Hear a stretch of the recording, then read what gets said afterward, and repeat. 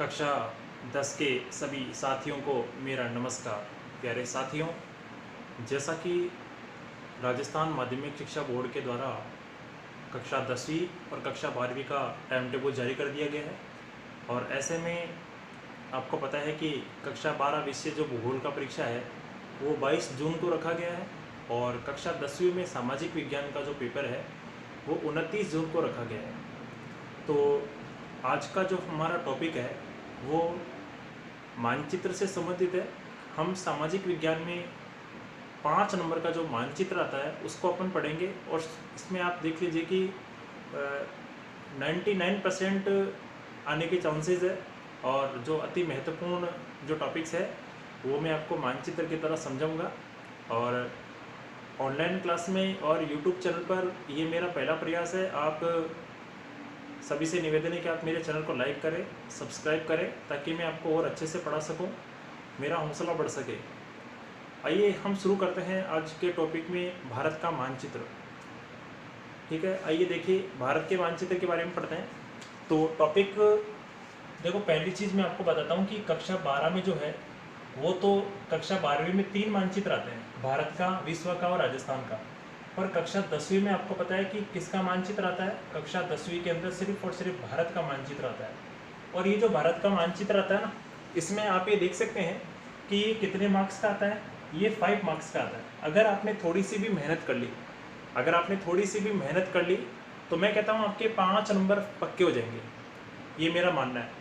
और कोई ज़्यादा बड़ी बात नहीं है मानचित्र को सीखना, यानी आप जब बार बार प्रयास करेंगे, जब आप मानचित्र को बार बार पढ़ेंगे। मैं आपको बताता हूँ कि आप दुकान से एक बुक ले आइए, एक पतली सी बुक आती है 10 रुपये की, जिसमें भारत के बहुत सारे मानचित्र आते हैं। आप बार बार पेंसिल से उनको भरिए और प्रैक्टिस कीजिए और आपको एक बार आपको पता है कि वो चीज़ आपको याद हो जाएगी कि कौन सी जगह कहाँ पर है। अभी जैसे मैं मान लो आपको पूछ लिया कि दिल्ली कहाँ है, तो दिल्ली अगर आपने एक बार देख लिया या जो भी उसका सेंटर है, ऐसे तो अपन दिल्ली कहीं पे भी भर सकते हैं, परंतु उसका जो सेंटर है, मेन जो उसका पॉइंट है, उसका पता लग जाता है। तो बार बार अभ्यास करने से आपको पता है कि वो हमें याद हो जाता है। और ये मानचित्र आज नहीं, आपके हमेशा काम में आने वाले हैं।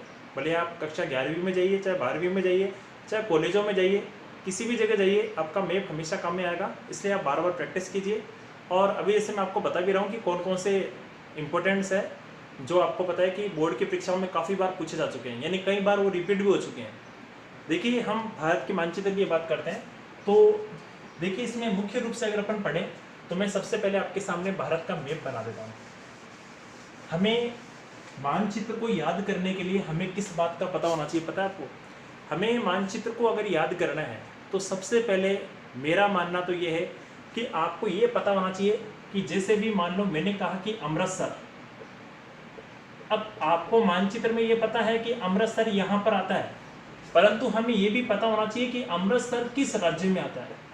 तो आपको जिन जिन राज्यों में जो जो मानचित्र में आपके किताब में दिए गए हैं, तो हमें इस चीज़ का पता होना चाहिए कि अमृतसर पंजाब में आता है, जालंधर पंजाब में आता है, ठीक है ना, भटिंडा पंजाब में आता है। तो हमें राज्य का नाम याद होना चाहिए और वो जगह किस स्थान पर है, यानी मानचित्र में उसको किस स्थान पर अंकित करना है, यानी मानचित्र पे उसकी सटीक स्थिति क्या है, तो उसके बारे में हमारे को जानकारी होनी चाहिए। तो देखो, मैं इसको बताता हूँ आपको मानचित्र के द्वारा।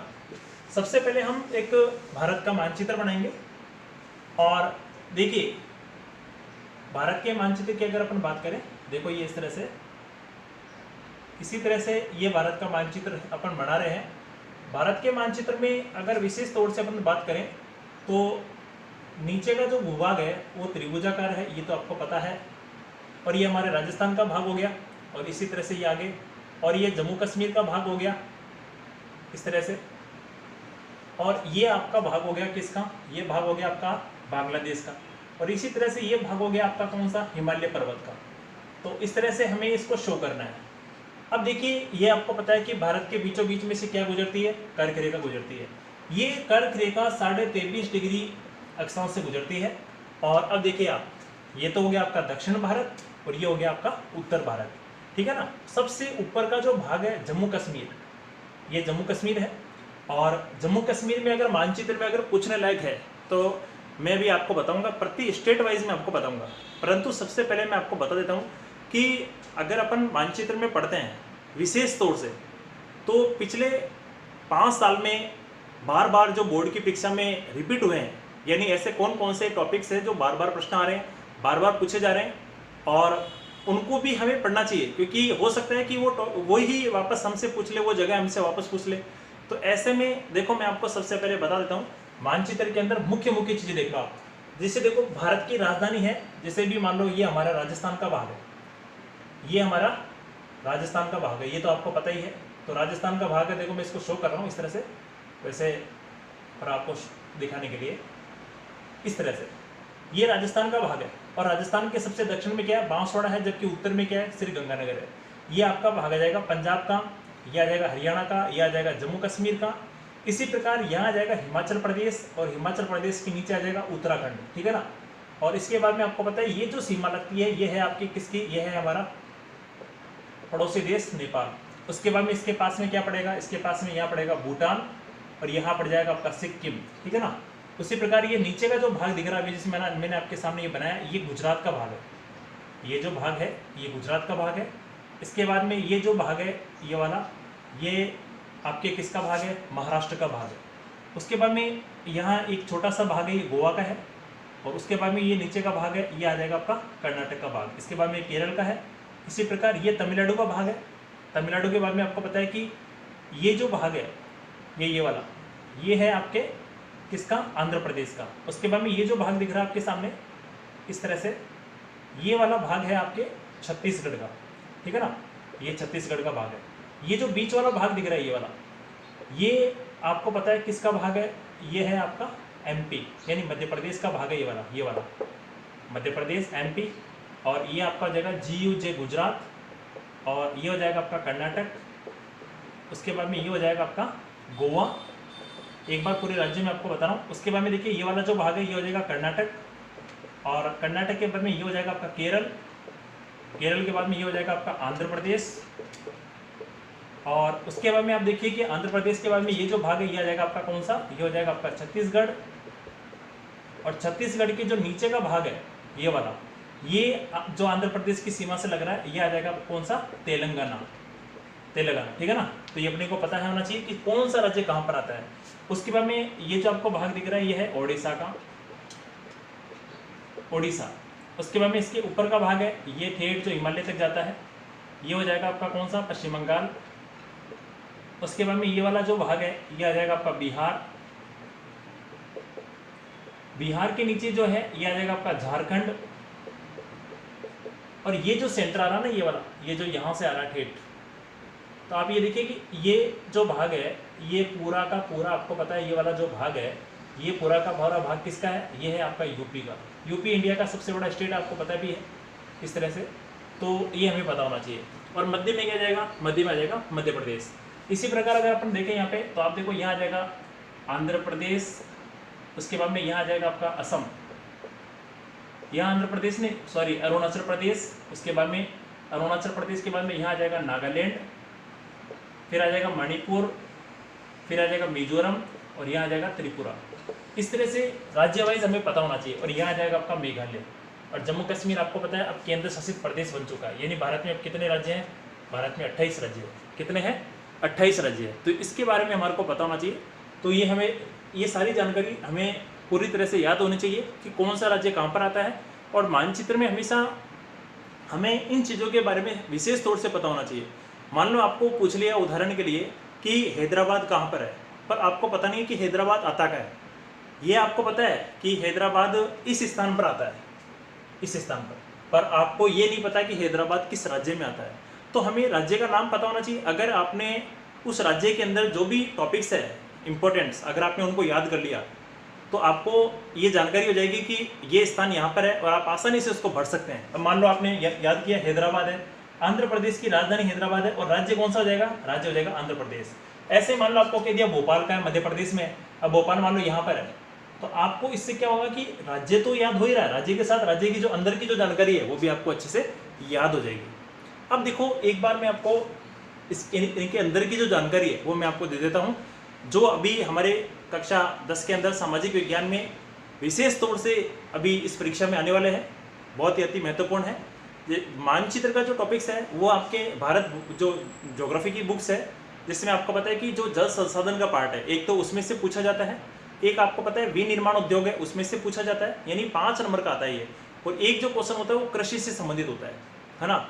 और एक आपको पता है कि जो भारत की जो जनसंख्या है ना, जनगणना या जनसंख्या संसाधन है, तो उसमें से ऐसे करके 5 नंबर का ये पूछा जाता है। उसमें अलग अलग 5 स्थान पूछे जाते हैं, उन 5 स्थानों को आपको भारत के मानचित्र में भरना होता है। उसमें प्रश्न आता है कि निम्नलिखित को मानचित्र में, भारत के मानचित्र में प्रदर्शित कीजिए। तो देखो मैं एक बार आपको विस्तार से पूरा बता देता हूँ, एक बार ये मैं मिटा देता हूँ, फिर मैं आपको राज्य वाइज जो इंपॉर्टेंट्स है वो उसके बारे में मैं आपको जानकारी दूंगा। देखो एक बार ये देखो, उदाहरण के लिए अगर अपन पढ़ें तो एक बार मैं वापस मानचित्र मिटा देता हूँ, फिर मैं आपको अच्छे से समझाऊंगा। देखो मानचित्र बार बार आप प्रैक्टिस करेंगे, मैं ये मानता हूँ कि आपके 5 नंबर पक्के हो जाएंगे। और कोई बड़ी बात नहीं है नंबर ये 5 नंबर लाना, बस आपका मेहनत, आपका प्रयास है। बार बार आप रिपीट कीजिए, और रिपीट करने से ही आपको ये याद होगा। और मैंने भी जैसे आपको बताया कि एक बार आप राज्यों के नाम लिख लो, जैसे पंजाब है, हरियाणा है। अब जैसे मान लो पंजाब के अंदर जो जो इंपॉर्टेंट टॉपिक्स है उनको आप याद कर लीजिए। अभी मैंने आपको बताया कि जैसे अमृतसर है, जालंधर है, या मान लो पठानकोट है, जो भी इंपॉर्टेंट्स है उनको आप राज्य वाइज याद कर लीजिए। कि जैसे भाखड़ा नांगल बांध है कहाँ पर स्थित है, हिमाचल प्रदेश में है, तो वो कहाँ पर है, या ऐसे। तो ये टॉपिक्स अगर आपको याद हो गए ना, तो आप उसका मानचित्र में आप उसको शो कर दोगे, और आपको राज्य भी याद हो जाएगा, और राज्य के अंदर जो स्थान है वो भी आपको याद हो जाएगा। ठीक है ना। अब देखो मैं आपको बताता हूँ विस्तार से, एक बार वापस अपन मानचित्र बनाते हैं। देखो सबसे पहले अपन बनाते हैं गुजरात का भाग, ये देखो इस तरह से। और मैं ये मानता हूँ कि आप प्रैक्टिस करोगे, कोई ज़्यादा बड़ी बात नहीं है। देखो थोड़ी सी मेहनत कर लोगे, आपके अच्छे नंबर आ जाएंगे। 5 नंबर लाना कोई वो नहीं है। ये देखिए इस तरह से हमने बना दिया ये, और ये हमारा राजस्थान का भाग है। इसी प्रकार हम आगे बढ़ते हैं, ये जम्मू कश्मीर का भाग आ जाएगा इसी तरह से।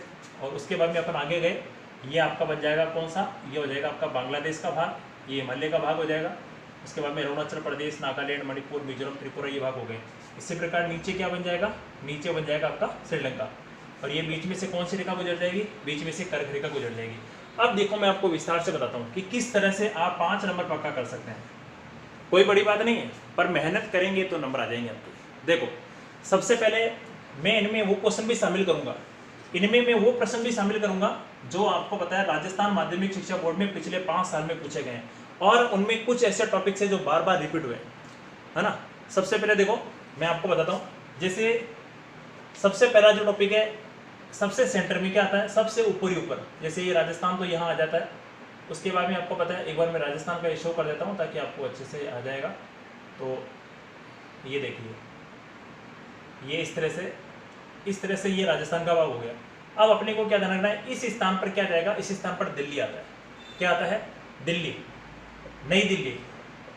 तो नई दिल्ली कई बार पूछा गया है, जो ज़्यादातर पूछे जा रहे हैं उसके बारे में मैं आपको बता रहा हूँ। तो अपने को यहाँ शो करना है, इस स्थान पर पंजाब आ जाएगा, यहाँ आ जाएगा हरियाणा, यहाँ चंडीगढ़, और यहाँ आ जाएगा दिल्ली, नई दिल्ली। तो उस नई, इसके बारे में क्या पूछ सकते हैं, नई दिल्ली के अलावा पूछ सकते हैं भारत का जो सबसे बड़ा बंदरगाह है, जिसका नाम क्या है, मुंबई बंदरगाह। वेरी इंपॉर्टेंट है ये मुंबई बंदरगाह। और मुंबई में सबसे पहले किसकी स्थापना हुई थी, सूती वस्त्र उद्योग की।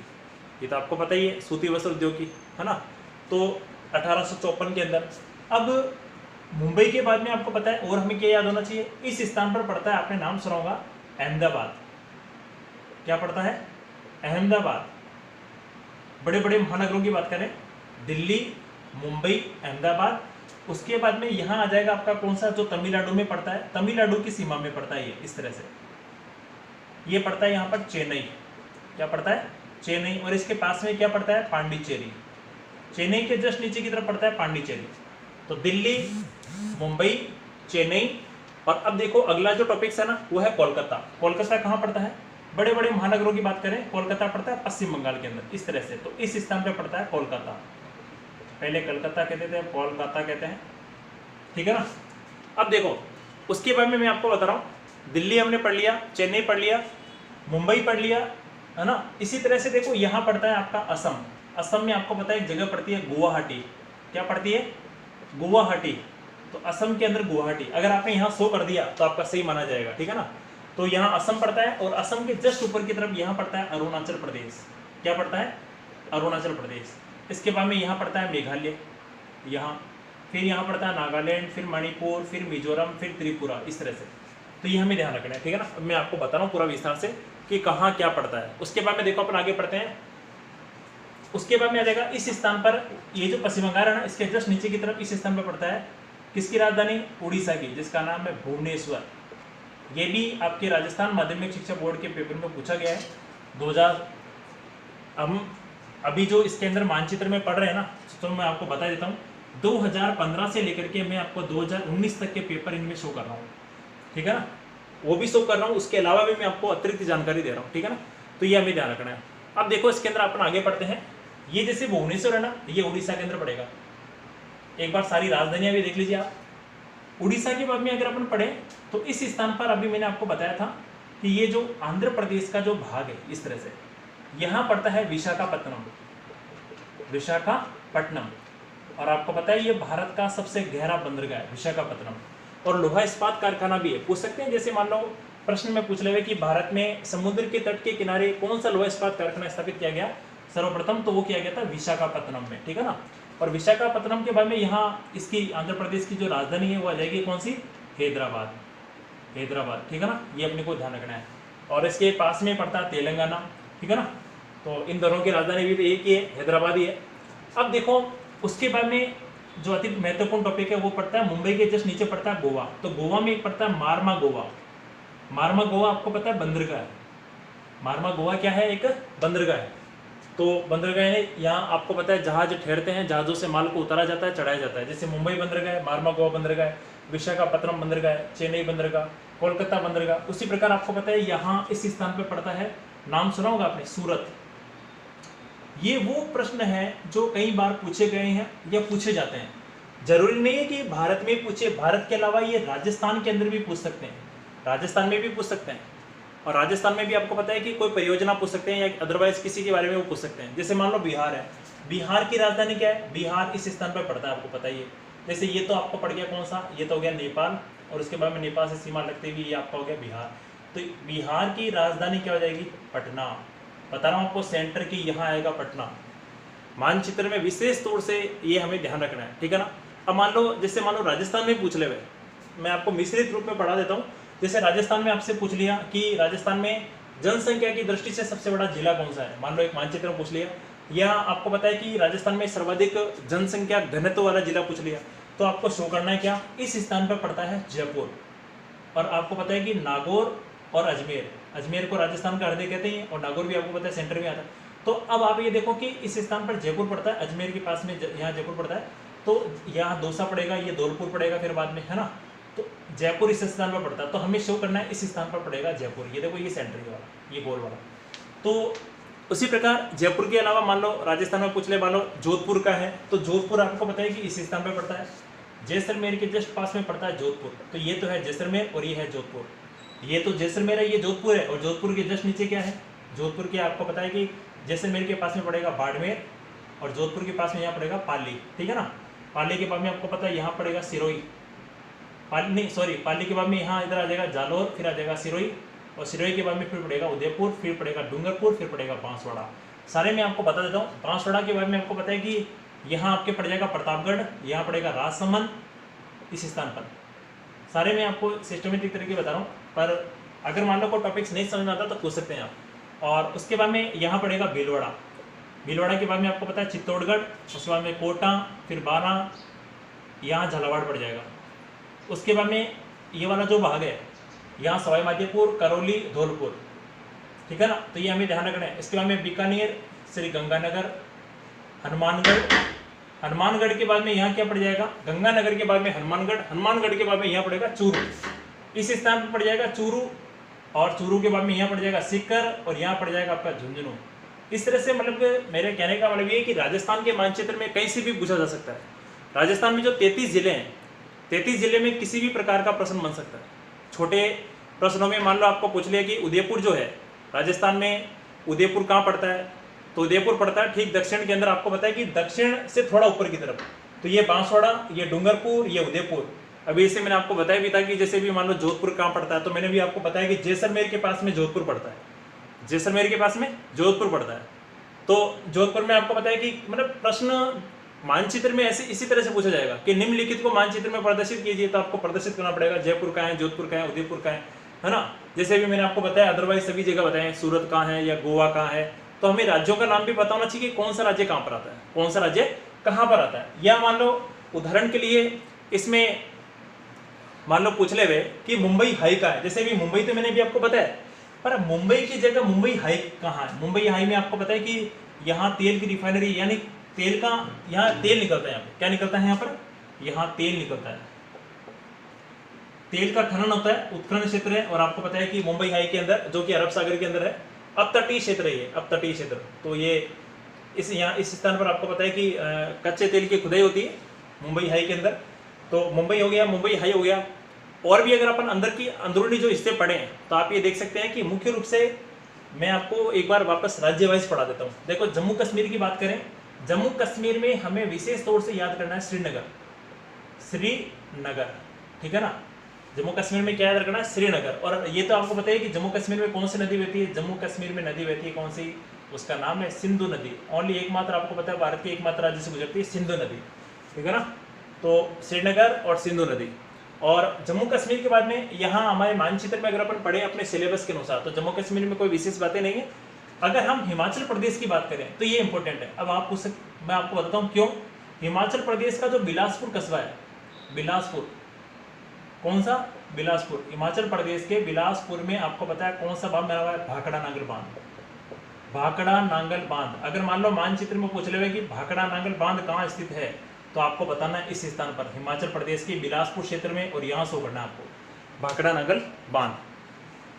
ये जो बहुउद्देश्यीय नदी घाटी परियोजनाएं हैं, इनसे संबंधित प्रश्न पूछे जाते हैं। बहुउद्देश्यीय नदी घाटी परियोजना किसको कहते हैं कि नदी के जल को रोक करके, उसका पानी को रोक करके उसके ऊपर बांध बनाया जाता है। और बांध का जो पानी है उसका आपको पता है बिजली बनाने में, मछली पालन में, या पशुपालन के लिए, या आपको पता है कृषि के लिए, सिंचाई के लिए, मरुस्थल के प्रसार को रोकने में, यानी उसका उस पानी का उपयोग कई तरीके से किया जाता है, उद्योगों के लिए, पीने के लिए, है ना। तो इसीलिए उसको बहुउद्देशीय परियोजना कहते हैं, जिसके एक, दो या दो से अधिक उद्देश्य हो, बहुउद्देश्य हो, तो उसको अपन कहते हैं बहुउद्देशीय परियोजना। अब देखो उसके बारे में मैं आपको आगे बताता हूँ। देखिए अगर हम ये हमने पढ़ा, अभी किसके बारे में पढ़ा था, हमने पढ़ा हिमाचल प्रदेश में जो भाखड़ा नांगल बांध बना हुआ है। अब देखो मैं राजस्थान का बताता हूँ आपको। मान लो राजस्थान में पूछ ले, राजस्थान में पूछ ले, राजस्थान का एक बार मैं मिटा देता हूँ। देखो राजस्थान में पूछ ले कि चंबल परियोजना कहाँ बनी हुई है, तो चंबल परियोजना तो आपको पता है ये छोटी क्लासों से पढ़ते हुए आ रहे हो आप, 8वीं क्लास में भी था, 7वीं में भी था, 9th में भी आपने पढ़ा है, तो अब 10th में भी ये प्रश्न लागू होता है। तो क्या है ये जो चंबल परियोजना है, ये किन किन राज्यों की परियोजना है, तो हमारे राजस्थान में जो चंबल नदी है ना, चंबल नदी जो है उसके ऊपर आपको पता है 4 बांध बने हुए हैं। कितने बांध बने हुए हैं, 4 बांध। तो इसमें से कोटा बिराज है, जवाहर सागर बांध है, गांधी सागर बांध है, राणा प्रताप सागर बांध है। तो जो चंबल परियोजना है ना, उसका क्या प्रश्न पूछ सकते हैं कि चंबल परियोजना किन किन राज्यों की परियोजना है, चंबल परियोजना किन किन राज्यों की परियोजना है। तो आप क्या बताओगे, चंबल परियोजना जो है वो राजस्थान में भी मैंने आपको बताया है कि जो चंबल जो परियोजना है वो राजस्थान की है और मध्य प्रदेश की है, राजस्थान और मध्य प्रदेश। तो चंबल परियोजना राजस्थान में भी है और मध्य प्रदेश में भी है। तो चंबल जो नदी है वो राजस्थान में आपको पता है कहाँ प्रवेश करती है, चित्तौड़गढ़ और कोटा, और उसके बाद में आपको पता है सवाई माधोपुर, करौली, धौलपुर होती हुई आगे जाके यमुना में गिर जाती है, क्योंकि यमुना की सहायक नदी है। तो चंबल नदी पर ये में, और ये नदी आपको पता आती कहाँ से, ये आती है एमपी से, मध्य प्रदेश से, है ना। चंबल नदी जनापाव, पहाड़ी, मऊ मध्य प्रदेश से निकलती है, तो मध्य प्रदेश से होती हुई राजस्थान में प्रवेश करती है। और मध्य प्रदेश में मंदसौर जिले में यहाँ एक बांध बना हुआ है जिसका नाम है गांधी सागर बांध। तो इसके ऊपर आपको पता है कि ये जो 4 बांध बने हुए हैं, तो चंबल परियोजना जो है वो राजस्थान और मध्य प्रदेश की संयुक्त परियोजना है, ठीक है ना। तो ये हमें ध्यान रखना है। और इसके अलावा मान लो राजस्थान में पूछ ले इंदिरा गांधी नहर, तो आप इंदिरा गांधी नहर को तो शो कर ही सकते हो। इंदिरा गांधी नहर आपको पता है कि मस्जिद तावली हेड हनुमानगढ़ से प्रवेश करती है, श्रीगंगानगर, बीकानेर, जैसलमेर और बाड़मेर में गडरा रोड पे खत्म हो जाती है। तो हमें इसको इस तरह से शो करना है, इस तरह से, और इसके ऊपर लिख दीजिए आप इंदिरा गांधी नहर। तो ये मानचित्र में, राजस्थान के मानचित्र में हम इसको इसी तरह से शो करेंगे, ठीक है ना। तो ये हमें ध्यान रखना है। अब देखो अगर हम गुजरात की बात करें, मान लो ये राजस्थान का हमने पढ़ा, गुजरात में अगर पूछ ले कि सरदार सरोवर परियोजना कहाँ स्थित है, तो आपको इसको कहाँ शो करनी है, इसको गुजरात में शो करनी है। अब ये और मैं बता देता हूँ कि सरदार सरोवर जो परियोजना है वो नर्मदा नदी के किनारे है, नर्मदा नदी, और नर्मदा नदी भी कहाँ से आती है? नर्मदा नदी भी मध्य प्रदेश से आती है। कहाँ से आती है? मध्य प्रदेश से। और ये आपको पता है कि ये मध्य प्रदेश में अमरकंटक की पहाड़ी से निकलती है और जिला जबलपुर में। और आपको पता है कि आगे जाकर के आपको पता है कि इस गुजरात में सरदार सरोवर बांध बनाया गया है।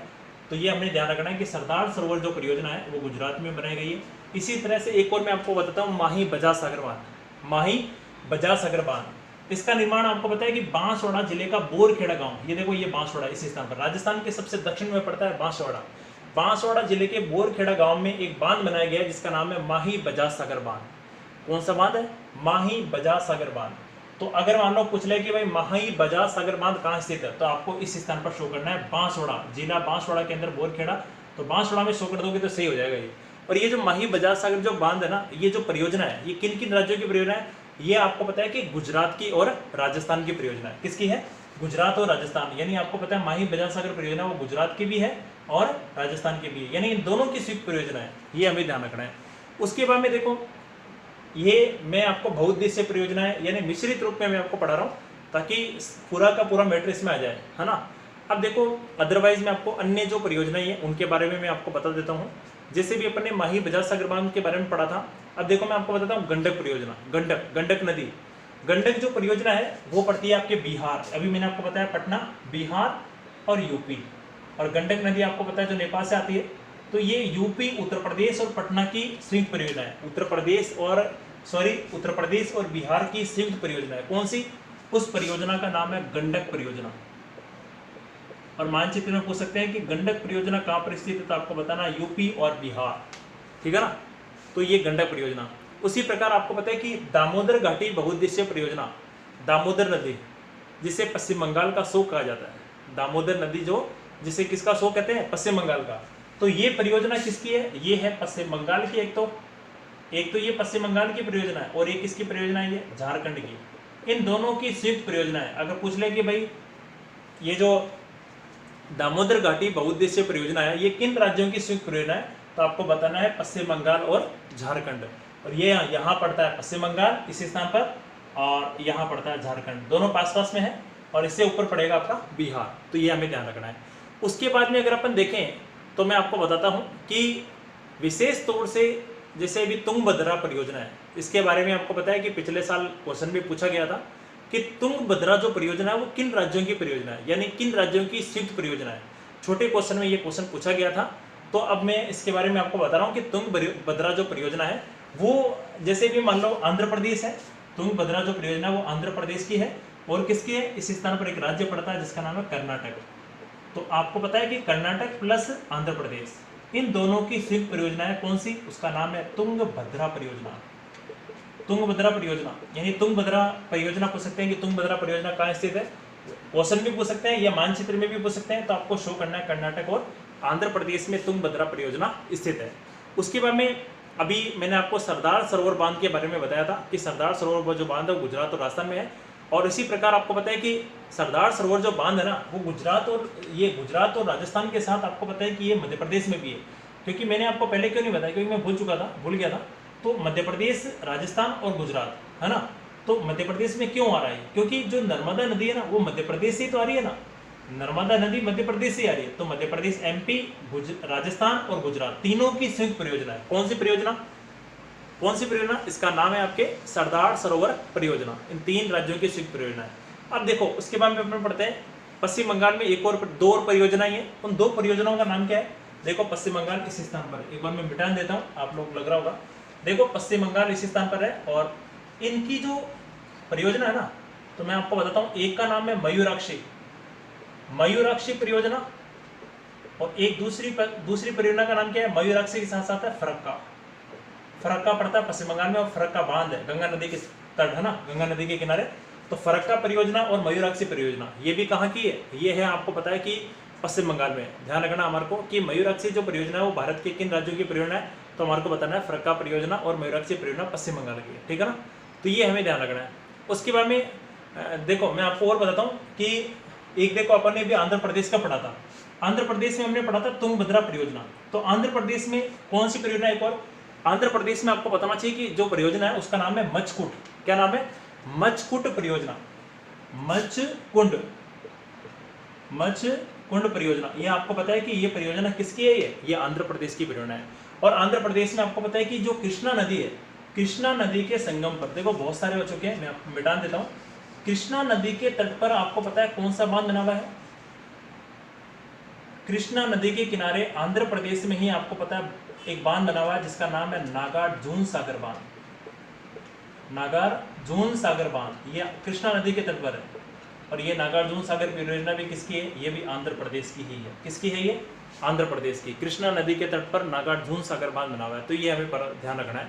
उसके बाद में अगर हम बात करें अभी दामोदर घाटी बहुउद्देशीय परियोजना, ये हमने सबके बारे में हमने पढ़ा है। अब देखो ये तो बहुउद्देशीय परियोजना ही है। बहुउद्देशीय परियोजना के अलावा और किस तरह के क्वेश्चन बन सकते हैं वो भी हमें पता होना चाहिए। जैसे मान लो भारत में कृषि से संबंधित प्रश्न पूछ लिया, एक बांध पूछ लिया, मान लो एक बांध का नाम दे दिया आपको कि दामोदर घाटी बहुउद्देशीय परियोजना कहाँ है, एक नंबर में, तो आपने बता दिया पश्चिम बंगाल में है। दूसरा आपसे पूछ लिया कि चावल उत्पादक क्षेत्र यानी भारत में सर्वाधिक चावल का उत्पादन कहाँ होता है, दूसरा ये पूछ लिया।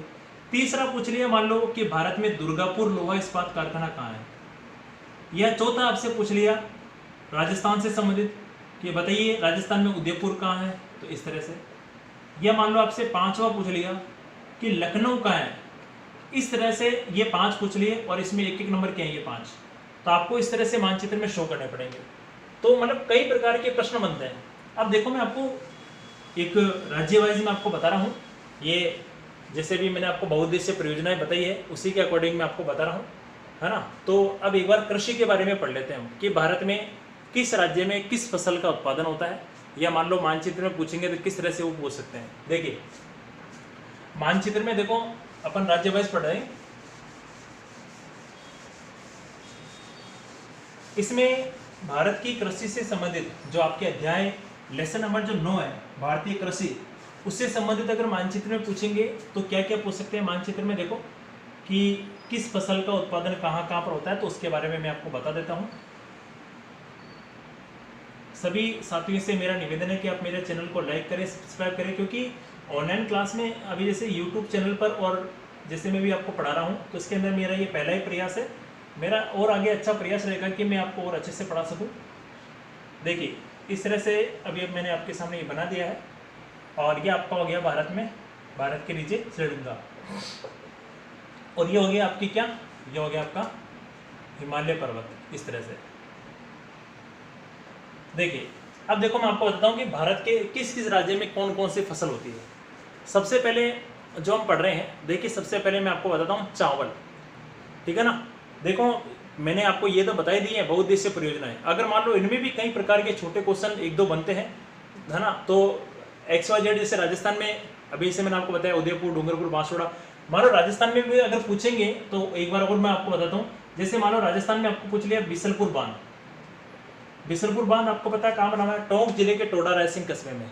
और ये राजस्थान की आपको पता है, सॉरी ये राजस्थान की सबसे बड़ी क्या है, ये राजस्थान की सबसे बड़ी पेयजल परियोजना है, यानी पीने का पानी आपको पता है बिसलपुर बांध से प्राप्त होता है। ये टोंक जिले के टोडा रायसिंह कस्बे में बना हुआ है। इसी तरह से आपको पता है कि बिसलपुर बांध के अलावा मान लो पूछ ले पांचना बांध का है, तो पांचना बांध आपको पता है कहाँ स्थित है। पांचना जो बांध है वो आपको पता है कि करौली जिले में बना हुआ है। कहाँ बना हुआ है? पांचना बांध करौली जिले में बना हुआ है। इस तरह से ये हमारे राजस्थान का मानचित्र है, मैंने आपको शो करने के लिए समझाया। तो पांचना बांध करौली में। इसी तरह से मान लो आपको पूछ लिया कि भाई मतलब छोटे छोटे, ज़्यादा छोटे भी नहीं पूछेंगे, ज़्यादा गहराई के प्रश्न बहुत कम पूछते हैं। बड़े बड़े आपको पता है बहुउद्देशीय परियोजनाओं के नाम पूछेंगे वो, जैसे मैंने आपको बता दिया कि दामोदर घाटी बहुउद्देशीय परियोजना ये भी है ना। तो अब देखो मैं आपको कृषि के बारे में आपको बताता हूँ कि सबसे पहले हम पढ़ते हैं चावल के बारे में कि भारत में सर्वाधिक चावल का उत्पादन कहाँ होता है। देखो कृषि, भारत में भारतीय जो कृषि है उसके बारे में आपको बता रहा हूँ कि भारत में चावल का जो सर्वाधिक उत्पादन होता है वो कहाँ पर होता है। चावल की अगर अपन बात करें तो भारत में सर्वाधिक चावल होता है। देखो सबसे नंबर 1 पर एक तो आ जाएगा आंध्र प्रदेश, एक आ जाएगा देखो यहाँ पड़ता है पश्चिम बंगाल। तो आंध्र प्रदेश, पश्चिम बंगाल, और तीसरा जो राज्य है ना उसका नाम है यूपी। तो आपको शो करना है, अगर मान लो पेपर में है ना तो आपको किस तरह से शो करना है। जैसे मान लो चावल का प्रश्न आ गया, चावल उत्पादक क्षेत्र, तो आपको इसमें शो करना है ऐसे ऐसे। तो आप इसमें ये जो राज्य है ना इनमें आप क्या करोगे, इनको इस तरह से शो कर दोगे आप, है ना। ये लाइन ऐसे लाइन खींच करके आप इनको शो कर सकते हो यूपी के अंदर इस तरह से, और उसको शो कर सकते हो कि यहाँ पर क्या होता है, यहाँ पर चावल होता है। यानी हमें एक प्रतीक देना है, चावल का प्रतीक देना है। आप चाहो तो इस तरह से बना सकते हो, आप चाहो तो त्रिभुजाकार या आयताकार, कैसे भी आप इसके अंदर ये शो कर सकते हो। तो उससे आपको अगले को लग जाएगा कि इन राज्यों में क्या होता है, सर्वाधिक चावल का उत्पादन होता है। तो एक बार मैं इनको मिटा देता हूँ क्योंकि हमें और भी पढ़ने हैं। तो ये चावल के अंदर अपन ने पढ़े हैं। अब देखो मैं आपको और आगे आगे बताता हूँ कि चावल के अलावा और किस किस कौन कौन सी फसलें हैं उनके बारे में मैं आपको बताता हूँ। देखिए, तो हमें चावल का अगर पूछे तो आपको कौन कौन से बताना है, आपको बताना एक तो आंध्र प्रदेश, एक बताना पश्चिम बंगाल और एक आपको बताना उत्तर प्रदेश, ठीक है ना। तो अब देखो, चावल के अलावा अपन पढ़ते हैं जैसे हमारे भारत में सर्वाधिक आपको पता होना चाहिए कि जो बाजरा होता है, बाजरा पता है आपको, पूरे भारत में सबसे ज़्यादा बाजरा ना कहाँ होता है बताओ। पूरे भारत में सबसे ज़्यादा जो बाजरा होता है वो राजस्थान में होता है। पूरे भारत में सबसे ज़्यादा बाजरा कहाँ होता है, राजस्थान में होता है। अब आप देख लो कि पूरे भारत का लगभग 42% जो बाजरा है ना वो राजस्थान में होता है, और 20% जो बाजरा है वो महाराष्ट्र में होता है। कितना प्रतिशत, 20% बाजरा कहाँ होता है, महाराष्ट्र में होता है। तो देखो, राजस्थान पहले नंबर पे बाजरा उत्पादक क्षेत्रों में, एक तो हो जाएगा राजस्थान और एक हो जाएगा आपका महाराष्ट्र। अगर पूछ ले कि भाई बाजरा उत्पादक क्षेत्रों को मानचित्र में प्रदर्शित कीजिए तो आप इनको शो कर सकते हो, ठीक है ना। मैंने भी आपको बताया कि इनको प्रतीक देने हैं। आप प्रतीक ये दे सकते हो, आप प्रतीक ये दे सकते हो, यानी प्रतीक के रूप में आप इनको समझा सकते हैं। या मान लो आपने एक ब्लॉक बना दिया, इसको ऐसे शो कर दिया, है ना। या मान लो आपने एक ब्लॉक बना दिया और आपने इसको इस तरह से शो कर दिया, यानी प्रतीकों के माध्यम से हमें इसको प्रदर्शित करना है। जैसे महाराष्ट्र में और राजस्थान में पूरे भारत में सबसे ज़्यादा किसका उत्पादन होता है, बाजरे का उत्पादन होता है, ठीक है ना। तो हमने ये भी पढ़ लिया बाजरा। अब देखो, हमने पहले चावल पढ़ा था, उसके बाद में हमने पढ़ा बाजरा। अब देखो, उसके बाद में मैं आपको बताता हूँ कि भारत में गेहूं का उत्पादन सर्वाधिक कहाँ होता है। गेहूं, ये आपको पता ही है। गेहूं की अगर अपन बात करें तो भारत में सर्वाधिक गेहूं का उत्पादन होता है वो कहाँ होता है, एक तो आ जाएगा यूपी, ठीक है ना। भारत में सर्वाधिक उत्पादन आपको पता है गेहूं का उत्पादन होता है यूपी के अंदर। और यूपी के अलावा आपको पता है कि जो भाखड़ा नांगल बांध है, नाम तो सुना ही आपने, भाखड़ा नांगल बांध। तो भाखड़ा नांगल बांध के कारण आपको पता है कि एक तो उत्तर प्रदेश में, एक पंजाब में और एक हरियाणा में, इन 3 राज्यों में आपको पता है भारत में सबसे ज़्यादा गेहूं का उत्पादन होता है। ध्यान रखना, आप मानचित्र के प्रश्न में पूछ सकते हैं कि भारत में गेहूं, सर्वाधिक गेहूं उत्पादक क्षेत्र कौन कौन से, तो उत्तर प्रदेश, पंजाब और हरियाणा, इनमें गेहूं ज़्यादा होता है। और हमारे राजस्थान में अगर बात करें तो राजस्थान में आपको पता है कि श्री गंगानगर, हनुमानगढ़ वगैरह है। जैसे राजस्थान का अन्नानगर किसे कहते हैं, श्री गंगानगर को कहते हैं। तो श्री गंगानगर है, हनुमानगढ़ है, जयपुर है ना। जहाँ भी आपको पता है सिंचाई के साधन उपलब्ध है वहाँ आपको पता है गेहूं का उत्पादन सर्वाधिक होता है, ठीक है ना। उसके बाद में अभी जैसे चावल का मैंने आपको बता दिया। अब देखो मैं आपको बताता हूँ, जैसे मक्का है, मक्का जो ये भी भारतीय कृषि में हमारे चैप्टर के अंदर है कि भारत में सर्वाधिक जो मक्का है उसका उत्पादन कहाँ होता है। मक्के की बात करें तो आप देख लो कि मक्के का भारत में सर्वाधिक जो उत्पादन होता है वो आंध्र प्रदेश में होता है। कहाँ होता है, आंध्र प्रदेश में। भारत में सबसे ज़्यादा जो मक्का होता है वो आंध्र प्रदेश में होता है। उसके बाद में आपको पता है कि आंध्र प्रदेश के अलावा अगर अपन देखें तो एक आपने अभी पढ़ा था कर्नाटक, आंध्र प्रदेश के बाद कर्नाटक, और तीसरे नंबर पे क्या आ जाएगा, राजस्थान। इन 3 राज्यों में भारत में सबसे ज़्यादा क्या होता है, मक्का होता है, मक्का, ठीक है ना। मक्का सबसे ज़्यादा कहाँ कहाँ होता है, आंध्र प्रदेश, कर्नाटक और राजस्थान। मानचित्र में पूछ ले कि भारत में मक्का उत्पादक क्षेत्रों को प्रदर्शित कीजिए तो आपको ये बताना है, ठीक है ना। अब देखो, उसके बाद में अपना पढ़ते हैं आगे जो है। देखो, हमारे कपास उत्पादक क्षेत्र भी है ना। भारत में कपास का सर्वाधिक उत्पादन कहाँ होता है, तो कपास का सर्वाधिक उत्पादन एक तो होता है महाराष्ट्र में, एक कहाँ होता है, गुजरात में। अब आपको ये पता है कि भारत में सबसे ज़्यादा, यानी अहमदाबाद को सूती कपड़े का मैनचेस्टर कहते हैं। जो गुजरात में अहमदाबाद है ना, इसको सूती कपड़े का मैनचेस्टर कहते हैं। और महाराष्ट्र में भी आपको पता है कि मुंबई है ना। तो इस तरह से ये भारत में सबसे पहले सूती वस्त्र उद्योग की स्थापना यहीं हुई थी, महाराष्ट्र में ही। तो गुजरात और महाराष्ट्र में आपको पता है कि सूती वस्त्र जो उद्योग है ना, वो बहुत ज़्यादा है, यानी कपास का सर्वाधिक उत्पादन होता है गुजरात में, महाराष्ट्र में। और अगर अपन और भी अगर उदाहरण के लिए लें तो गुजरात, महाराष्ट्र और एक आप ये ले लो आंध्र प्रदेश, इन 3 राज्यों में भारत में क्या होता है, सर्वाधिक कपास का उत्पादन सर्वाधिक होता है ना। तो कपास की खेती के लिए कौन सी मिट्टी चाहिए, काली मिट्टी। काली मिट्टी कपास की खेती के लिए बहुत ही लाभदायक होती है और इसको रेगर मृदा भी कहा जाता है, काली मिट्टी को। और यहाँ कपास का उत्पादन अधिक होने के कारण और सभी प्रकार की सुविधाएं उपलब्ध होने के कारण यहाँ सूती वस्त्र उद्योग अधिक विकसित हुए हैं। कहाँ पर, गुजरात में और महाराष्ट्र के अंदर। तो ये हमें विशेष तौर से पता होना चाहिए। अब देखो, उसके बाद में मैं आपको बताता हूँ जूट उद्योग। जूट आपको पता है कि जो जूट की जो खेती की जाती है भारत में सबसे ज़्यादा, आपको पता है कि जो जूट होता है, अभी मैंने आपको बताया पश्चिम बंगाल में होता है। भारत में सबसे ज़्यादा जो जूट है, जूट को सुनहरा रेशा भी कहा जाता है, सुनहरा रेशा। इसे आपको पता है कि चटाइयाँ, रस्सियाँ, है ना, रेशा, या भी आपने देखा होगा जूट की जो थैलियाँ आती है, अभी आप बाजार में जाते हो तो जो कपड़े की थैलियाँ लाते हो वो किसकी बनी होती है? वो जूट की कैरी बैग बने होते हैं। किसके बने होते हैं? जूट के कैरी बैग बने होते हैं। तो पश्चिम बंगाल में भारत का आपको पता है कि 60% जूट का उत्पादन होता है। इसके अलावा अगर अपन बात करें तो असम और बिहार, इनमें भी आपको पता है कि मैं आपको बता रहा हूँ कि किसका उत्पादन होता है? जूट का उत्पादन होता है। मैं आपको सभी राज्य नहीं बता रहा हूँ, मुख्य मुख्य बता रहा हूँ कि पश्चिम बंगाल में, बिहार में, असम में। तो भारत का 60% जो जूट है वो कहाँ पे उत्पन्न किया जाता है? वो पश्चिम बंगाल में बनता है, ठीक है ना। यानी पश्चिम बंगाल में भारत में सर्वाधिक जूट का उत्पादन होता है। तो ये हमें ध्यान रखना है। अब देखो अगली जो बात बता रहा हूँ, एक देखो अभी मूंगफली का तेल निकलता है, तो मूंगफली का उत्पादन भारत में सर्वाधिक कहाँ होता है? मूंगफली, जिसको अपन कहते हैं मूंगफली। तो मूंगफली जो है इसका उत्पादन आपको पता है कि सर्वाधिक जो होता है ना, नंबर 1 पर, वो है गुजरात। पूरे भारत में सबसे ज्यादा जो मूंगफली का उत्पादन होता है वो कहाँ होता है? सबसे ज्यादा आपको पता है कि मूंगफली का जो उत्पादन होता है वो कहाँ होता है? वो गुजरात में होता है।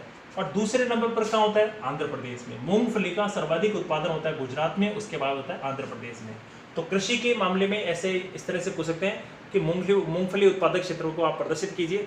अगर अपन सरसों की बात करें, देखो सरसों देखा होगा, सरसों के जो फूल होते हैं पीले फूल होते हैं। तो सरसों का आपको पता है कि भारत में सबसे ज़्यादा जो सरसों का उत्पादन होता है वो कहाँ होता है? राजस्थान में। पूरे भारत में आपको पता है कि 41% जो सरसों है, 41% यानी 41% जो सरसों होती है उसका उत्पादन कहाँ होता है? राजस्थान में होता है। और इसके अलावा आपको पता है कि आगे की बात करें तो आपको पता है एक तो आ जाएगा इसी स्थान पर एक राज्य MP और एक आ जाएगा UP। यानी इन तीनों स्थानों का महत्वपूर्ण स्थान है किसके मामले में? सरसों के उत्पादन में। भारत में सरसों का सर्वाधिक जो उत्पादन होता है वो राजस्थान, उत्तर प्रदेश और मध्य प्रदेश में होता है, ठीक है ना। तो ये हमें पता होना चाहिए। तो कपास हुआ, गेहूं है, चावल है, मक्का है, जव, है ना। तो ये इस तरह से क्वेश्चन जो है ये पूछे जा सकते हैं मानचित्र के द्वारा। और अब देखो, अभी मैं आपको एक अति महत्वपूर्ण टॉपिक बता रहा हूँ कि भारत के प्रमुख लोहा इस्पात कारखाने कौन कौन से। यानी भारत में जो लोहा इस्पात कारखाने, लोहा इस्पात की जो इकाइयाँ हैं, बहुत अति महत्वपूर्ण टॉपिक। आप देखिए मैं आपको बताता हूँ, इसके बारे में बोर्ड में काफ़ी बार प्रश्न पूछा गया है। तो देखो भारत के प्रमुख लोहा इस्पात कारखाने, मैं आपको समझा देता हूँ एक बार। देखो मानचित्र के अंदर कि किस राज्य में कौन सा लोहा इस्पात का कारखाना है। भारत के किस राज्य में कौन सा लोहा इस्पात का कारखाना है? कक्षा 10वीं का हो चाहे कक्षा 12वीं के हो, ये मानचित्र सभी के लिए है। चाहे आप कॉलेज में चले जाइए, चाहे आप कहीं पे भी चले जाइए। तो मानचित्र का मैं आपको बता देता हूँ कि भारत के लोहा इस्पात कारखाने, राज्य भी मैंने आपको समझा दिया था कि कौन सा राज्य कहाँ पर आता है। अगर आपने राज्य याद कर लिया या उसके अंदर का कौन सी जगह कहाँ आती है वो आपने याद कर लिया, तो मैं कहता हूँ मानचित्र में आपके नंबर पक्के आ जाएंगे, कोई आपके नंबर काटने वाला नहीं है। तो अभी देखो मैं आपको बता देता हूँ कि भारत के प्रमुख लोहा इस्पात कारखाने, लोहा इस्पात। अगर लोहा इस्पात की बात करें तो आप ये देखिए कि भारत में जो, अगर लोहा इस्पात की बात करें, सबसे पहले आपको पता है कि पश्चिम बंगाल में जो लोहा इस्पात कारखाना स्थापित किया गया था 1874 में। आपने नाम सुना होगा, यहाँ पर 3 इकाइयाँ हैं। उस एक का नाम है हीरापुर, एक का नाम है बरनपुर और एक का नाम है कुल्टी। ये पश्चिम बंगाल में लोहा इस्पात कारखाने में। और भारत में जो आधुनिक लोहा इस्पात कारखाना लगाया गया था, आधुनिक लोहा इस्पात कारखाना 1907 में लगाया गया था। उस जगह का नाम था झारखंड में। आपको पता है जगह का नाम क्या था? झारखंड में जगह का नाम था जमशेदपुर झारखंड। तो झारखंड यही पड़ता है इसी स्थान पर। और झारखंड के जस्ट ऊपर क्या पड़ता है? यहाँ पड़ता है बिहार। तो ये अपने को ध्यान रखना, यहाँ बिहार, यहाँ झारखंड, यहाँ पश्चिम बंगाल और यहाँ पर जाएगा आपका उड़ीसा। तो आप देख लो कि झारखंड में जमशेदपुर के अलावा और क्या जाएगा? बोकारो। लोहा इस्पात कारखानों के बारे में मैं आपको बता रहा हूँ कि जमशेदपुर और बोकारो कहाँ पर है? झारखंड के अंदर। विशेष तौर से मैं आपको बता रहा हूँ कि राज्य के अंदर जो लोहा इस्पात कारखाने हैं, जमशेदपुर झारखंड और बोकारो झारखंड। पश्चिम बंगाल में जो लोहा इस्पात कारखाना है, पश्चिम बंगाल में महत्वपूर्ण लोहा इस्पात कारखाने हीरापुर, बरनपुर, कुल्टी और अभी मैंने आपको बताया दुर्गापुर लोहा इस्पात कारखाना कहाँ पर है? पश्चिम बंगाल में है। दुर्गापुर लोहा इस्पात कारखाना पश्चिम बंगाल में है। उसी प्रकार उड़ीसा में कौन सा लोहा इस्पात कारखाना है? उड़ीसा में लोहा इस्पात कारखाना इस स्थान पर, उड़ीसा के अंदर सबसे कॉर्नर पर। यानी आप देख सकते हो कि छत्तीसगढ़ की बॉर्डर पे पड़ता है ये, और इस स्थान पर पड़ता है। उस जो लोहा इस्पात कारखाना है उसका नाम है राउरकेला। क्या नाम है? राउरकेला। तो राउरकेला लोहा इस्पात कारखाना उड़ीसा के अंदर स्थित है। और आंध्र प्रदेश में आपको पता है, मैंने बताया था कि विशाखापट्टनम लोहा इस्पात कारखाना, आंध्र प्रदेश में विशाखापट्टनम लोहा इस्पात कारखाना। अगर हम तमिलनाडु की बात करें तो तमिलनाडु में श्रीसेलम लोहा इस्पात कारखाना, श्रीसेलम। और कर्नाटक की बात करें तो कर्नाटक में आपको पता है कर्नाटक में भद्रावती लोहा इस्पात कारखाना, विजयनगर लोहा इस्पात कारखाना। कौन सा? विजयनगर। तो भद्रावती लोहा इस्पात कारखाना, विजयनगर लोहा इस्पात कारखाना कहाँ पड़ता है? कर्नाटक में पड़ता है। ये हमें ध्यान रखना है। यानी भारत के प्रमुख लोहा इस्पात कारखानों को मैं आपको बता रहा हूँ कि कौन सा लोहा इस्पात कारखाना कहाँ पड़ता है। देखो ये जितने भी जो कारखाने, ये उद्योग है, ये उन्हीं स्थानों पर स्थापित होंगे जहां आपको पता है कि इनको क्या मिल जाएगा, आसानी से कच्चा माल मिल जाएगा, कच्चा माल मिल जाएगा, पानी मिल जाएगी, है ना, पानी मिल जाएगा, है ना, पीने के लिए जल की उपलब्धता हो जाएगी, या सस्ते श्रमिक मिल जाएंगे। तो सस्ते श्रमिक है, या आपको पता है कि वहाँ की जो जलवायु है वो अनुकूल मिल जाएगी, और आपको पता है कि पर्याप्त मात्रा में वहाँ उनको पूंजी मिल जाएगी, है ना, शक्ति के साधन मिल जाएंगे। तो ये जितने भी जो साधन है, अगर मान लो ये साधन वहाँ उपलब्ध हो गए तो वहाँ आपको पता है कोई ना कोई उद्योग स्थापित हो जाएगा। तो ये भारत के लोहा इस्पात कारखाने, मुख्य रूप से ये लोहा इस्पात कारखाने। तो अभी इसमें अगर अपन देखें तो हीरापुर बरनपुर गुलटी पश्चिम बंगाल में, दुर्गापुर पश्चिम बंगाल में है, राउरकेला जो है ये भी उड़ीसा के अंदर है ना, और विशाखापत्तनम आपको पता है आंध्र प्रदेश में, श्रीशैलम लोहा इस्पात कारखाना जो है वो तमिलनाडु में है, विजयनगर और भद्रावती लोहा इस्पात कारखाना वो कहाँ है? वो है कर्नाटक में। तो पूछ सकते हैं कि भारत में कौन सा लोहा इस्पात कारखाना जो समुद्र के तट पर स्थापित किया गया, उसका नाम है विशाखापत्तनम। कौन सा है? विशाखापत्तनम। तो ये हमें पता होना चाहिए, है ना। तो अब देखो, अगर जैसे भी मान लो पश्चिम बंगाल है, पश्चिम बंगाल में आपको पता है रेल परिवहन भी है, सड़क परिवहन भी है, वायु परिवहन भी है, जल परिवहन भी है, यानी यहाँ आसानी से व्यापार किया जा सकता है, मशीनों को लाया जा सकता है, ले जाया जा सकता है, कच्चा माल को लाया जा सकता है, ले जाया जा सकता है ना, सड़क परिवहन के द्वारा, जल परिवहन के द्वारा, वायु परिवहन के द्वारा। जैसे पश्चिम बंगाल में आपको पता है कोलकाता बंदरगाह है, एक आपको पता है हल्दिया बंदरगाह है। कौन सा बंदरगाह है? हल्दिया। कोलकाता बंदरगाह के साथ हल्दिया बंदरगाह है। उसी प्रकार आपको पता है कि उड़ीसा के अंदर अपन बात करें तो उड़ीसा में आपको पता है कि पारादीप बंदरगाह है। कौन सा बंदरगाह है? पारादीप। उड़ीसा में पारादीप बंदरगाह है। इसी प्रकार आपको पता है कि यहाँ विशाखापत्तनम है, तो विशाखापत्तनम के साथ साथ और भी दो बंदरगाह है, विशाखापत्तनम, मूसलीपट्टनम और काकीनाडा, ये दो और बंदरगाह यहाँ पर। और मुख्य रूप से आपको पता है कि विशाखापत्तनम है, तो हमें ये पढ़ना है। और उसके बाद में अगर अभी अपने बात की थी तमिलनाडु के अंदर, तो तमिलनाडु में चेन्नई तो था ही, और चेन्नई के अलावा आपको पता है पांडिचेरी वगैरह है, और कन्याकुमारी है। कन्याकुमारी भारत के ठीक दक्षिण में पड़ता है, भारत के ठीक दक्षिण में पड़ता है, तो ये हमें पता होना चाहिए। अब देखो उसके बाद में अगर अपन बात करें कर्नाटक में, जैसे विजयनगर भद्रावती है ना, वैसे कर्नाटक की राजधानी कौन सी हो जाएगी? बेंगलोर या बेंगलुरु। और यहाँ जो प्रसिद्ध बंदरगाह है उसका नाम कौन सा है? उसका नाम है न्यू मैंगलोर। न्यू मैंगलोर, ये भारत का आपको पता है कि कर्नाटक के अंदर ये न्यू मैंगलोर बंदरगाह है, महत्वपूर्ण है। और जो केरल के अंदर है ना, केरल में सबसे प्रसिद्ध जो महत्वपूर्ण बंदरगाह उसका नाम है कोचीन। उस बंदरगाह को कहते हैं कोची या कोचीन बंदरगाह। और एक आपको पता है तिरुवनंतपुरम, ठीक है ना, तिरुवनंतपुरम जो केरल की राजधानी है। तो समुद्र के तट के किनारे आपको पता है काफ़ी मतलब उद्योग धंधे स्थापित हुए, चाहे वो सूती वस्त्र उद्योग हो, चाहे आपको पता है कि वो चाहे वो चीनी उद्योग हो, चाहे वो लोहा इस्पात उद्योग हो। तो समुद्र के तट के किनारे आपको पता है कि आसानी से जल परिवहन का कार्य किया जा सकता है, जिसके चलते आपको पता है कि यहाँ उद्योगों का विकास ज़्यादा हुआ है, जल परिवहन, है ना, सभी प्रकार की सुविधाएं उपलब्ध है। और उसके बाद में अब जैसे गुजरात में है, जैसे देखो एक बार आप ना ये पूरा विस्तार से देख लो, मैं आपको बताता हूँ कि सभी मतलब कि राज्य के हिसाब से। जैसे ये गुजरात है, गुजरात में आपको पता है यहाँ पड़ता है द्वारका के बाद यहाँ पड़ता है सोमनाथ, ठीक है ना, द्वारका, उसके बाद में सोमनाथ, उसके बाद में आपको पता है कि यहाँ पड़ता है पोरबंदर। देखो जो महात्मा गांधी की जो जन्म स्थली है ना वो यहाँ पर है, पोरबंदर। वेरी इंपॉर्टेंट टॉपिक है ये, पूछ सकते हैं पोरबंदर कहाँ है, तो आपको बताना है पोरबंदर इसी स्थान पर है। मैं जहाँ शो कर रहा हूँ उसको वहाँ शो कर देना आप, पोरबंदर। उसके बाद में यहाँ पड़ता है सूरत के पास में पड़ता है, नाम सुना होगा आपने, अंकलेश्वर। यहाँ पे तेल की रिफाइनरी है यहाँ पर, अंकलेश्वर। तो सूरत है, अंकलेश्वर है। उसके बाद में आपको पता है यहाँ पड़ता है अहमदाबाद। मैं देखो जहाँ शो कर रहा हूँ अहमदाबाद के पास में पड़ता है गांधीनगर, आपने देखा होगा गांधीनगर। और उसके बाद में आपको पता है कि यहाँ पड़ता है आपका जामनगर, राजकोट है। उसके बाद में आपको पता है यहाँ पड़ता है बड़ोदरा। यानी गुजरात के अंदर ये सब आते हैं, जामनगर, भावनगर, राजकोट, अहमदाबाद, है ना, या आपको पता है कि उदाहरण के लिए कच्छ, भुज है ना, तो ये सब इधर ही पड़ते हैं इसके अंदर। तो जो इंपॉर्टेंट है वो मैं आपको बता रहा हूँ, बड़ौदा, अहमदाबाद, गांधीनगर, ये सब गुजरात में। अगर आपने इसको यहाँ शो कर दिया, यहाँ कर दिया, यहाँ कर दिया तो वो सही माना जाएगा। पर अगर आपको मानचित्र पूछे कि अहमदाबाद कहाँ है, तो आपने इसके यहाँ नहीं शो करके उसको यहाँ शो कर दिया तो वो गलत माना जाएगा। राज्य में शो कर दिया तो बिल्कुल सही माना जाएगा वो। इसी प्रकार अगर अपन महाराष्ट्र की बात करें तो महाराष्ट्र में देखो आप, महाराष्ट्र में मैंने भी आपको बताया था, एक बार मैं मिटा देता हूँ, देखो पूरा विस्तार से मैं आपको बताता हूँ। देखो महाराष्ट्र में अगर अपन पढ़ें तो ये महाराष्ट्र का भाग है। महाराष्ट्र का देखो आप बहुत, ये देखो आप महाराष्ट्र में मुंबई के बाद पुणे, पुणे के बाद नासिक, कोल्हापुर, शोलापुर, अमरावती, औरंगाबाद, है ना। तो अब आप ये देखो कि मुंबई है, पुणे, नासिक, कोल्हापुर, शोलापुर, अमरावती, है ना, औरंगाबाद, ये सब के सब आपको पता है कहाँ पड़ते हैं? ये सब महाराष्ट्र में पड़ते हैं। ये सब कहाँ पड़ते हैं? ये सब के सब महाराष्ट्र में पड़ते हैं।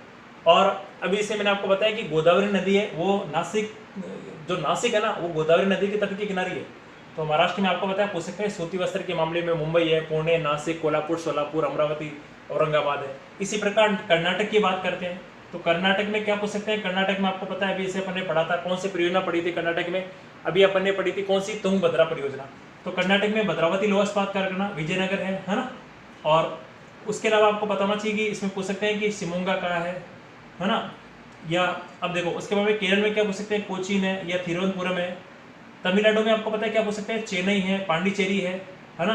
और इसके अलावा आपको पता होना चाहिए कि इसमें कोयम्बटूर है ना। दक्षिण भारत का मैनचेस्टर कहते हैं सूती कपड़े के मामले में कोयम्बटूर को, तो कोयम्बटूर है। उसके बाद में तूतीकोरिन है, नागापट्टनम है, ये पूछ सकते हैं। आंध्र प्रदेश में विशाखापट्टनम है, मूसलीपट्टनम है, काकीनाडा है, या मान लो हैदराबाद है। तेलंगाना पूछ सकते हैं राज्य के हिसाब से, गोवा पूछ सकते हैं राज्य के हिसाब से, गोवा की राजधानी पणजी है। और ये जो भाग है आपका उड़ीसा, उड़ीसा में राउरकेला है। और एक यहाँ अति महत्वपूर्ण टॉपिक जिसका नाम है हीराकुंड बांध, नाम सुना होगा आपने, हीराकुंड परियोजना। भारत की नहीं, विश्व की सबसे बड़ी परियोजना है ये, विश्व का सबसे बड़ा। तो आप देख लो कि सबसे बड़ी परियोजना हीराकुंड परियोजना, ठीक है ना। अति महत्वपूर्ण प्रश्न है हीराकुंड परियोजना, जो आपको पता है उड़ीसा के अंदर पड़ती है। और उड़ीसा में भुवनेश्वर पूछ सकते हैं, पारादीप पूछ सकते हैं, राउरकेला पूछ सकते हैं, है ना। तो ये सब इसमें इंपॉर्टेंट है। पश्चिम बंगाल में भी मैंने आपको बताया कोलकाता है, हल्दिया है, फरक्का है, मयूराक्षी है, इसके बारे में पूछ सकते हैं। पश्चिम बंगाल में दुर्गापुर लोहा इस्पात कारखाना है। इसी प्रकार अगर मान लो एमपी में पूछेंगे तो एमपी में क्या पूछ सकते हैं? एमपी में भोपाल है, भोपाल के अलावा आपको पता है इंदौर है ना, मध्य प्रदेश में। और उसी प्रकार आपको पता है कि नीमच का पूछ सकते हैं। आपने देखा होगा कि होशंगाबाद और नेपानगर में, भारत के अंदर मध्य प्रदेश के अंदर होशंगाबाद और नेपानगर में क्या है? होशंगाबाद में आपको पता है कि किसका क्या बनाया जाता है? आप ये देख लो कि होशंगाबाद में नोट बनाने का कागज बनता है, और जबकि नेपानगर में अखबार का कागज बनता है। तो होशंगाबाद है, नेपानगर है। मैं इंपॉर्टेंट के टॉपिक पे तुरंत बता रहा हूँ।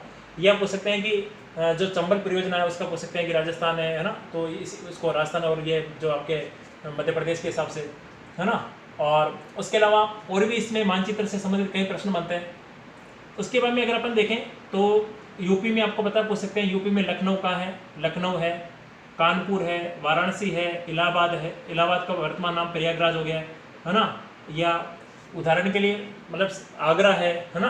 तो आगरा कहाँ पड़ता है? आगरा राजस्थान में भरतपुर धौलपुर की सीमा पर पड़ता है। आगरा है, मथुरा है, और मेरठ है।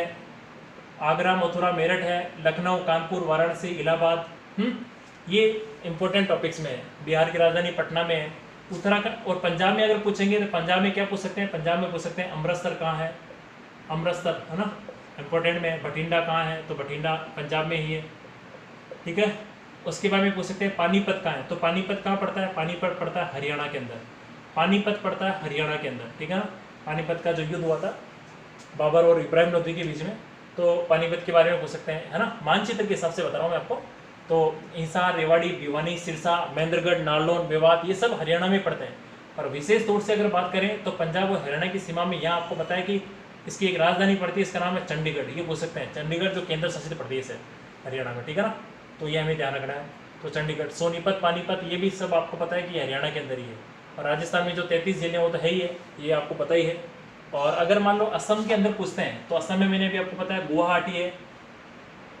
असम में क्या पूछेंगे? गुवाहाटी। और यहाँ एक नदी बहती है, इसका नाम है ब्रह्मपुत्र नदी। ब्रह्मपुत्र नदी को असम का शोक कहा जाता है। बिहार का शोक कोसी नदी को कहते हैं। और दामोदर नदी का शोक पश्चिम बंगाल को कहते हैं, है ना। तो ये हमें ध्यान रखना है। उड़ीसा को आपको पता है कि ब्रह्मणी जो महानदी का शोक कहते हैं। तो ब्रह्मपुत्र नदी है असम के अंदर, दिसपुर है, गुवाहाटी है, डिगबोई है। डिगबोई में आपको पता है भारत में सबसे पहले कच्चे तेल की खुदाई हुई थी। डिगबोई में क्या हुआ था? असम के अंदर पड़ता है डिगबोई, जहाँ आपको पता है कि सबसे पहले कच्चे तेल की खुदाई हुई थी भारत में, डिगबोई के अंदर। और दिसपुर के बारे में पूछ सकते हैं। और सिलचर वगैरह है इंपॉर्टेंट के तौर पे। और अरुणाचल प्रदेश की राजधानी ईटानगर है। अरुणाचल प्रदेश में कोई खास इंपॉर्टेंट नहीं है। इसी तरह से नागालैंड, मणिपुर, मिजोरम, त्रिपुरा, इनमें कोई खास नहीं है। राजधानी है, इसके अलावा और कुछ पूछने वाले नहीं हो, क्योंकि इसमें कोई है ही नहीं। इन राज्यों का विकास ही नहीं हुआ। इनको 7 बहनों के नाम से जो जाना जाता है, इनमें इतना विकास नहीं हुआ है। तो ये हमें ध्यान रखना है, ठीक है ना। तो असम के बारे में पूछ सकते हैं। असम में डिगबोई है, गुवाहाटी है ना। और अब देखिए बिहार के अंदर आपको पता है कि पटना है, बिहार में कोसी नदी का शोक कहते हैं बिहार को, है ना। तो ये हमें पता होना चाहिए। और ये इधर तो ये इस तरह से मानचित्र के अंदर मतलब मुख्य रूप से ये आने वाले हैं, तो इन्हीं में से सारा पूछा जाएगा और इनसे बाहर अगर कुछ नहीं आने वाला है, मेरा यही मानना है। और आज के टॉपिक में हम इतना ही पढ़ेंगे। तब तक के लिए सभी विद्यार्थियों को मेरा नमस्कार, जय हिंद, जय भारत। और सभी से मेरा निवेदन है कि आप मेरे चैनल को सब्सक्राइब करें प्लीज़, आप सबसे निवेदन है। धन्यवाद।